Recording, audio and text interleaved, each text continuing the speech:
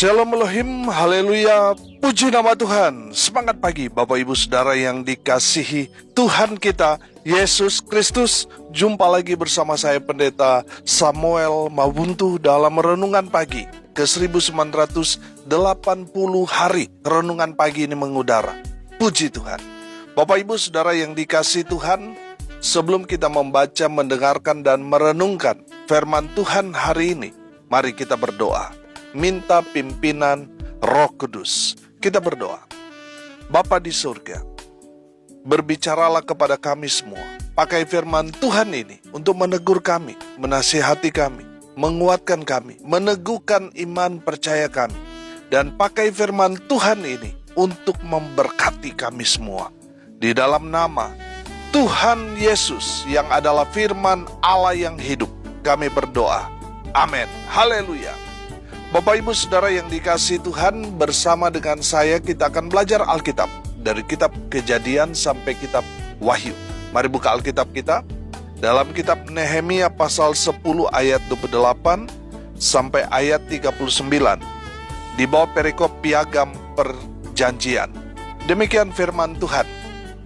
Dan orang-orang yang lain, yakni para imam dan orang-orang Lewi, para penunggu pintu gerbang, para penyanyi, para budak di bait Allah, dan segala orang yang memisahkan diri dari penduduk negeri untuk patuh kepada hukum Allah, serta istri mereka, anak-anak lelaki, dan anak-anak perempuan mereka. Begitu juga semua orang yang cukup dewasa untuk mengerti, menggabungkan diri dengan saudara-saudara mereka, yakni pemuka-pemuka mereka itu. Mereka bersumpah kutuk untuk hidup menurut hukum Allah yang diberikan dengan perantaraan Musa, hamba Allah itu, dan untuk tetap mengikuti dan melakukan segala perintah Tuhan, yakni Tuhan kami, serta segala peraturan dan ketetapannya. Pula kami tidak akan memberi anak-anak perempuan kami kepada penduduk negeri, ataupun mengambil anak-anak perempuan mereka bagi anak-anak lelaki kami. Dan bila mana penduduk negeri membawa barang-barang dan berbagai-bagai gandum untuk dijual pada hari Sabat, kami tidak akan membelinya dari mereka pada hari Sabat atau pada hari yang kudus. Dan kami akan membiarkan begitu saja hasil tanah pada tahun yang ke-7 dan tidak akan menagih sesuatu hutang. Pula kami mewajibkan diri untuk memberi tiap tahun sepertiga sikal untuk ibadah di rumah Allah kami, yakni untuk roti sajian, untuk korban sajian yang tetap, untuk korban bakaran yang tetap, untuk hari-hari Sabat, bulan-bulan baru, dan masa raya yang tetap, untuk persembahan-persembahan kudus dan korban-korban penghapus dosa, untuk mengadakan pendamaian bagi orang Israel, serta segala pekerjaan di rumah Allah kami. Pula dengan membuang undi kami, yakni para imam, orang-orang Lewi, dan kaum awam, menetapkan suatu cara untuk menyediakan kayu api. Kayu itu harus dibawa ke rumah Allah kami secara bergilir oleh kaum-kaum keluarga kami pada waktu-waktu tertentu setiap tahun, supaya di atas mezbah Tuhan Allah kami ada api yang menyala, seperti tertulis dalam kitab Taurat. Lagi pula setiap tahun kami akan membawa ke rumah Tuhan hasil yang pertama dari tanah kami dan buah sulung segala pohon. Pun kami akan membawa ke rumah Allah kami, yakni kepada para imam yang menyelenggarakan kebaktian di rumah Allah kami, anak-anak sulung kami, dan anak-anak sulung ternak kami, seperti tertulis dalam kitab Taurat. Juga anak-anak sulung lembu kami, dan kambing domba kami, dan tepung jelai kami yang mula-mula, dan persembahan-persembahan khusus kami, dan buah segala pohon, dan anggur dan minyak akan kami bawa kepada para imam, ke bilik-bilik rumah Allah kami, dan kepada orang-orang Lewi akan kami bawa persembahan persepuluhan dari tanah kami. Karena orang-orang Lewi inilah yang memungut persembahan-persembahan persepuluhan di segala kota pertanian kami. Seorang imam, anak Harun, akan menyertai orang-orang Lewi itu bila mereka memungut persembahan persepuluhan. Dan orang-orang Lewi itu akan membawa persembahan persepuluhan daripada persembahan persepuluhan itu ke rumah Allah kami, ke bilik-bilik rumah perbendaharaan.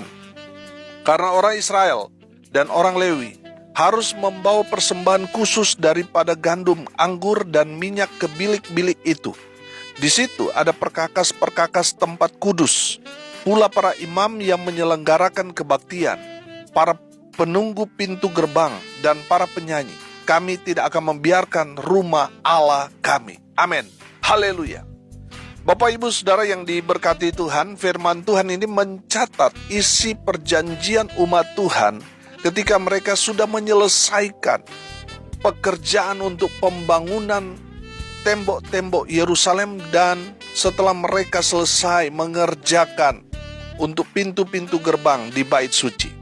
Dan mereka menghadap Tuhan dan mengikat satu perjanjian yang tertulis dalam piagam perjanjian. Haleluya. Bapak Ibu Saudara yang dikasihi Tuhan, pertanyaannya, apa saja isi perjanjian itu? Di sini ada 5 yang saya tangkap isi dari perjanjian umat Tuhan di hadapan Tuhan. Yang pertama, para imam atau suku Lewi harus hidup kudus dan taat pada firman Tuhan. Bapak Ibu Saudara dapat melihat di ayat 28 dan ayat 29 di sana, di mana mereka mengikat janji bahwa orang-orang Lewi, orang-orang yang dikhususkan untuk melayani Tuhan, yang stay di bait suci, mereka harus hidup kudus, harus hidup suci. Mereka harus menjaga hidup mereka supaya Allah tetap berkenan kepada mereka, dan mereka harus patuh atau taat pada firman Tuhan, pada hukum Taurat. Saudara yang dikasihi Tuhan, orang-orang Lewi ini adalah orang-orang yang dikhususkan Tuhan untuk menjadi hamba-hamba Tuhan yang melayani di bait suci. Kita tahu bahwa konteks pada saat itu tidak boleh sembarang orang, saudara, yang masuk dan membawa korban persembahan. Mereka haruslah orang-orang dari suku Lewi yang bertugas di bait suci.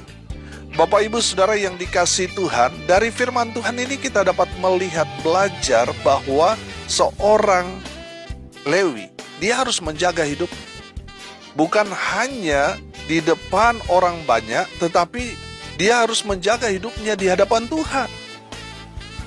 Selain dia harus hidup kudus, dia harus juga menjadi pelaku-pelaku firman. Amin. Bapak Ibu Saudara, konteks orang Lewi ini, dalam konteks gereja sekarang ini, mereka bisa kita katakan adalah pendeta atau gembala, saudara. Amin. Saudara, seorang hamba Tuhan, seorang gembala, seorang pendeta, dia harus hidup kudus. Dia harus hidup benar-benar suci. Dan dia harus memberikan teladan, contoh kepada jemaat yang dia gembalakan, seorang yang menjadi pelaku firman. Saudara yang dikasihi Tuhan, bayangkan kalau seorang gembala, dia hanya berteori, dia hanya menganjurkan jemaat melakukan firman Tuhan, padahal dia sendiri tidak pernah melakukannya. Ini kan akan menjadi satu pertentangan, saudara, di dalam gereja. Karena pendetanya hanya bagus berteori, tetapi melakukan nol besar.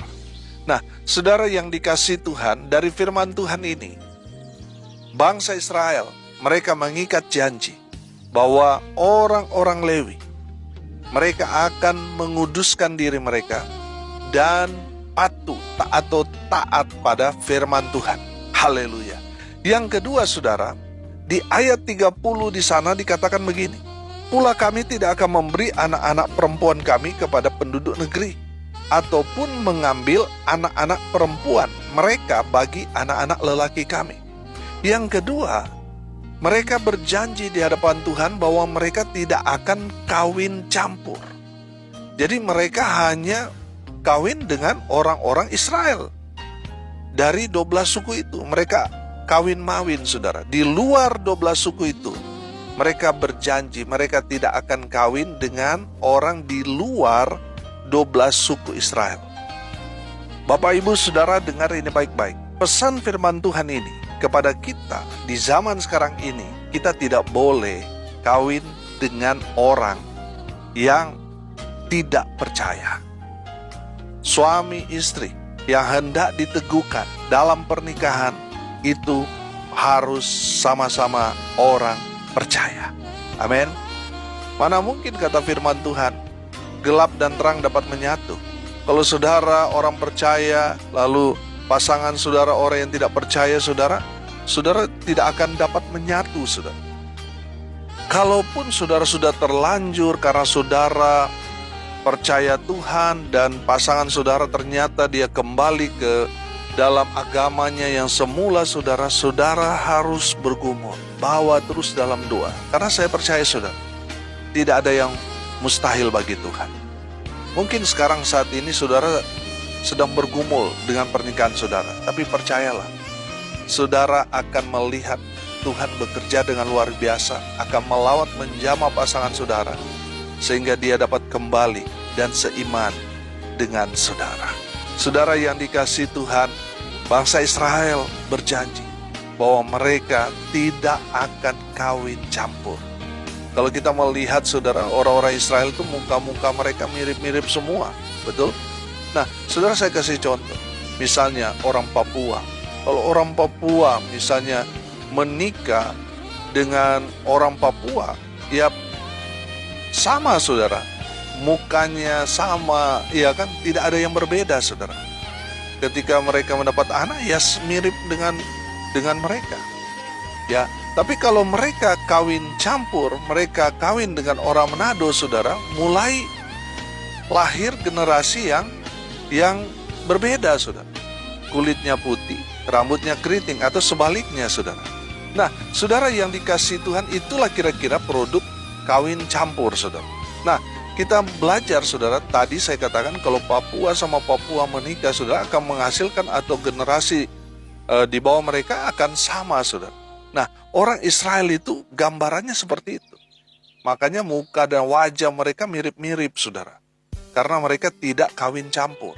Nah, dalam kenyataannya, orang Israel juga banyak yang kawin campur. Dan mereka lah yang menduduki daerah di Samaria. Makanya Yerusalem dan Samaria itu agak-agak sedikit bertentangan. Orang Israel dengan Samaria, saudara, sedikit bertentangan. Karena mereka merasa bahwa orang Samaria itu walaupun mereka orang Israel, tetapi mereka bukanlah Israel yang asli.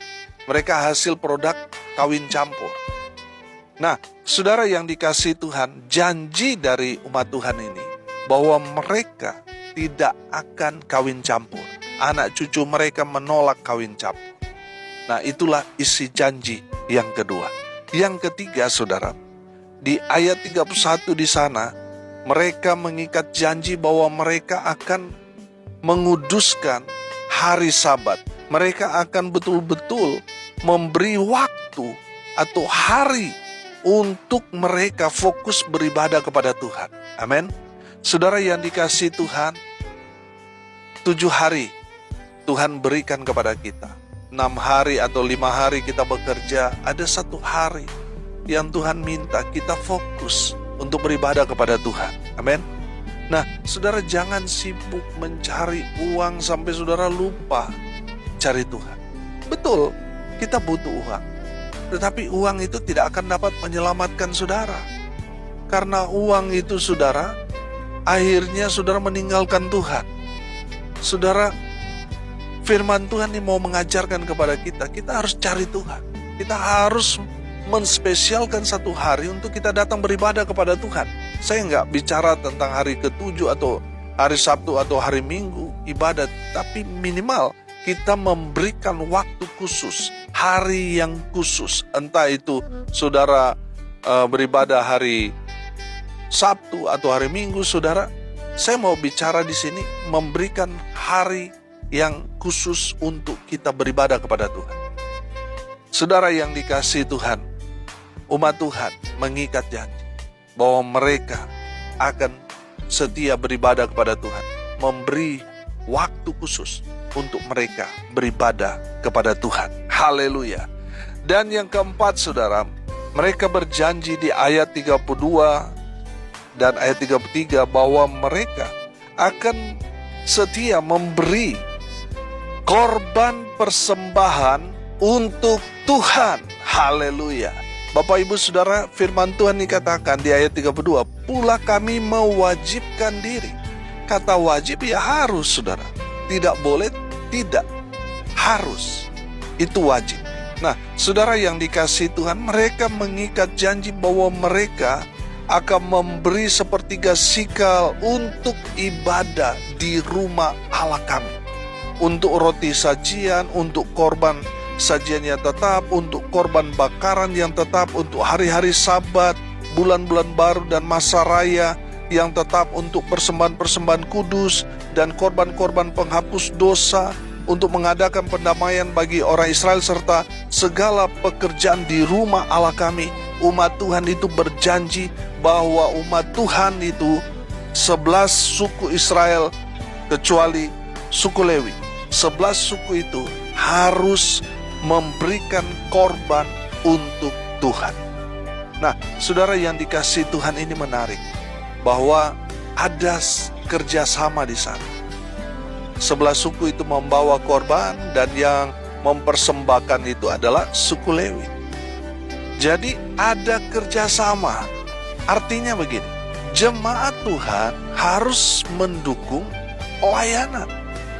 Dengan apa, saudara? Memberi korban persembahan. Saudara, kalau kita mengikuti perjalanan perjanjian lama itu, kita dapat menangkap pesan bahwa umat Tuhan itu ketika mereka memberikan kepada Nabi, kepada Musa, kepada Harun, itu sama artinya mereka sudah memberi kepada Tuhan. Dan para nabi yang melayani umat Tuhan, itu sudah sama artinya mereka itu melayani Tuhan ketika mereka melayani umat. Jadi saudara yang dikasihi Tuhan, dari firman Tuhan ini kita dapat menangkap pesan yang luar biasa, bahwa kewajiban dari umat Tuhan itu adalah membawa korban persembahan kepada Tuhan, seperti yang sudah disepakati. Kalau kita melihat ini, ini banyak sekali, saudara.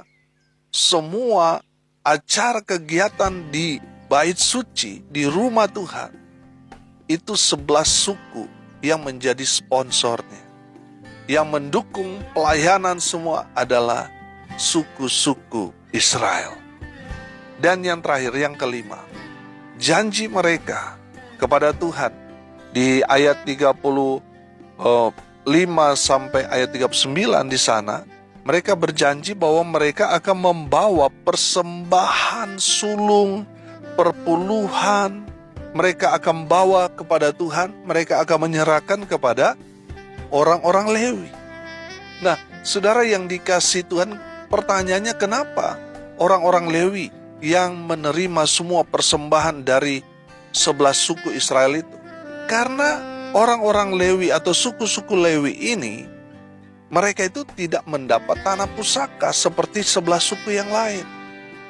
Tanah pusaka dari suku Lewi atau orang-orang Lewi ini adalah ketika mereka melayani di bait suci. Jadi tanah pusaka mereka yaitu pelayanan itu. Bapak ibu saudara yang dikasihi Tuhan, nah 11 suku mereka diberkati dengan mengelola hasil tanah pusaka itu. Mereka harus menyisihkan 10% itu untuk saudara mereka, yaitu suku Lewi. Dan tidak hanya di situ, mereka harus membawa persembahan sulung. Persembahan sulung ini yang kita pelajari dari Habel, memberi yang paling terbaik buat Tuhan. Bukan seperti Kain, nanti sudah sisa baru dia persembahkan. Persembahan Habel itu adalah persembahan yang paling terbaik. Persembahan pertama itu yang dia bawa kepada Tuhan. Itulah persembahan sulung. Itulah sebabnya Tuhan menerima persembahan korban dari Habel. Karena dia mempersembahkan yang paling terbaik buat Tuhan. Bapak ibu saudara yang dikasihi Tuhan, Jika saudara diberkati, berikan yang paling terbaik buat Tuhan. Apa yang menjadi bagian Tuhan, persembahkan kepada Tuhan. Karena apa saudara? Karena berkat Tuhan, Tuhan akan bukakan kepada kita. Ketika kita memberikan apa yang menjadi bagian Tuhan, Tuhan akan memberkati kita dengan luar biasa. Seperti janji Tuhan dalam kitab Maleakhi pasal 3 ayat 10. Tuhan akan membukakan tingkap-tingkap langit, dan Tuhan akan melenyapkan dari saudara belalang-belalang pelahap yang menggerogoti berkat-berkat yang harusnya saudara terima, saudara dapatkan, saudara nikmati. Tetapi dalam sekejap habis karena digerogoti belalang pelahap. Jadi ketika saudara memberikan apa yang menjadi bagian Tuhan, Tuhan ya akan menjaga, melindungi, memelihara, dan memberkati saudara. Mengusir semua belalang-belalang pelahap yang memakan habis berkat-berkat yang saudara terima. Bapak Ibu Saudara yang dikasihi Tuhan, jadi ini 5 janji ini yang mereka ikat, mereka catat di hadapan Tuhan. Bapak Ibu Saudara, hari ini kita belajar isi perjanjian itu. Yang pertama, para imam atau orang-orang Lewi harus hidup kudus, taat pada firman Tuhan. Dan yang kedua, mereka tidak akan kawin campur. Yang ketiga, mereka akan menghormati hari Sabat, atau mereka akan menspesialkan hari untuk beribadah kepada Tuhan. Yang keempat, memberi persembahan korban untuk Tuhan, untuk mendukung para hamba-hamba Tuhan. Jadi umat Tuhan punya kewajiban untuk berkorban. Yang kelima, mereka akan membawa persembahan sulung, persembahan khusus, persembahan persepuluhan. Mereka akan serahkan kepada orang-orang Lewi, kepada hamba-hamba Tuhan yang melayani umat Tuhan. Amin. Mari kita berdoa. Terima kasih Bapa di surga atas kebenaran firman yang sangat memberkati kami. Berkati semua pendengar dimanapun mereka berada. Tuhan memberkati hidup mereka. Tuhan memakai mereka jadi terang Tuhan dimanapun mereka berada. Tuhan memberkati usaha pekerjaan pelayanan mereka. Tuhan buat mereka beruntung, berhasil dalam segala hal. Mereka yang sakit Tuhan sembuhkan, mereka yang lemah Tuhan kuatkan. Tuhan hibur mereka yang saat ini sedang berduka cita, dan memberkati mereka yang hari ini berulang tahun. Tuhan Yesus, hamba berdoa biarlah berkat surga turun memenuhi semua pendengar. Bapak Ibu Saudara yang dikasihi Tuhan, arahkanlah hatimu dan terimalah berkat dari Tuhan Yesus. Tuhan memberkati engkau dan melindungi engkau. Tuhan menyinari engkau dengan wajahnya dan memberi engkau kasih karunia. Tuhan menghadapkan wajahnya kepadamu dan memberi engkau damai sejahtera. Di dalam nama Tuhan Yesus, sumber segala berkat, Bapak Ibu Saudara yang percaya, diberkati Tuhan, katakan amin. Puji Tuhan. Bapak Ibu Saudara yang dikasihi Tuhan, kalau saudara merasa diberkati melalui renungan pagi ini, bagikan juga kepada saudara-saudara yang lain supaya mereka juga diberkati. Karena untuk itulah kita dipanggil untuk jadi berkat. Haleluya. Bapak Ibu Saudara yang dikasihi Tuhan, tidak terasa 20 hari lagi kita akan masuk dalam renungan pagi hari ke-2000. 5 tahun lebih saya sharing, berbagi firman Tuhan ini. Dan kalau saudara diberkati melalui pelayanan ini, mari dukung saudara untuk kegiatan hari ke-2000. Kita akan berbagi paket Natal saudara. Karena saya tahu tanggal-tanggal seperti itu gereja-gereja sangat sibuk dalam kegiatan perayaan Natal. Jadi saya tidak akan buat KKR seperti biasa waktu setahun, hari ke-365, hari ke-500, hari ke-1000, hari ke-1500, dan hari ke-2000 ini kita akan bersama-sama berbagi. Saya akan bagikan paket Natal. Saudara yang dikasihi Tuhan, saudara yang mau menabur, mensukseskan acara ini, saudara bisa menabur di nomor rekening Bank BNI, di nomor rekening 1619570788 atas nama saya sendiri, Samuel Abraham A. Mawuntu. Nah, saudara yang dikasihi Tuhan, saya mengucapkan banyak terima kasih yang sudah support lewat doa, daya, dan dana. Tuhan membalas kebaikan saudara semua, taburan saudara diberkati dengan luar biasa. Salam kasih dari Bali, saya Pendeta Samuel Mawuntu. Sampai jumpa besok pagi. Tuhan Yesus memberkati kita semua. Haleluya.